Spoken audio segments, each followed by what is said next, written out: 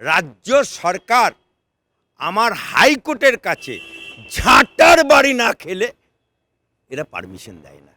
আমাদের বিরোধী পক্ষের বিরোধী দলনেতা তার স্পিচ, সে তো মারামারি করতে যায়নি, তাকে 64 বার আমাকে আমার হাইকোর্টে আদালতে এসে পারমিশন নিতে হয়েছে বিরোধী দলনেতাকে।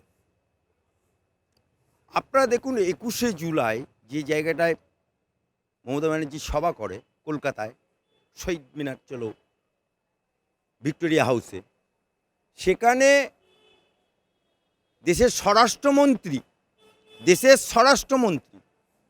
তিনি অমিত শাহজি সভা করবে, আমার হাইকোর্টে আসতে হলো। তোমার বুক স্টল দেবে, সেখানে আমার আদালতে আসতে হলো। যে কোনো বিরোধী পক্ষ তার কথা মানুষকে জানাবে, বাধা। তাই আজকে অরাজনৈতিক সংঘ শুধু ভারতবর্ষের সংগঠন না, এটা ইন্টারন্যাশনাল সংগঠন।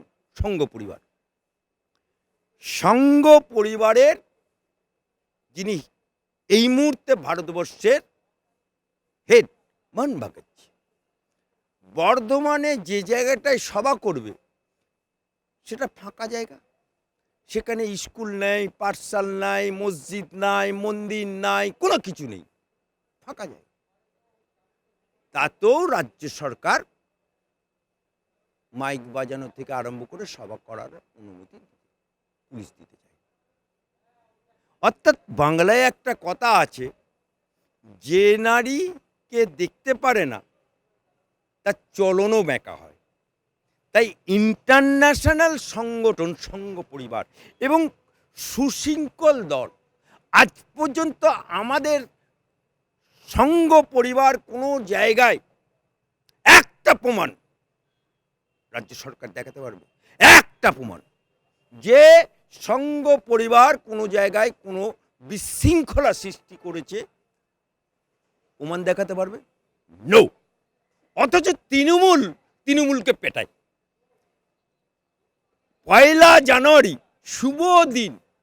শুভ দিন, তৃণমূলের জন্ম, মোচা মানে পেটাপেটি, আরাবুল শওকত ভাঙড়, তৃণমূলকে খুন করছে মালদাতে, তৃণমূলের কাউন্সিলর খুন হচ্ছে, এটা তৃণমূলের। বিরোধী পক্ষ সংঘ পরিবার মিটিং করবে, পারমিশন দেবে না, তার জন্য আদালতে আসতে হলো। কিন্তু আমার আদালত বলেছে 65 ডেসিমেলের মতো সুশৃঙ্খলভাবে কোনো বিশৃঙ্খলা যেন না হয়, তার জিম্মেদারি সংঘ পরিবারকে নিতে হবে এবং সবার অনুমতি রাজ্য সরকারকে দিতে হবে এবং উইথ পুলিশ প্রোটেকশন। অর্থাৎ রাজ্য সরকার আমার হাইকোর্টের কাছে ঝাঁটার বাড়ি না খেলে এরা পারমিশন দেয় না।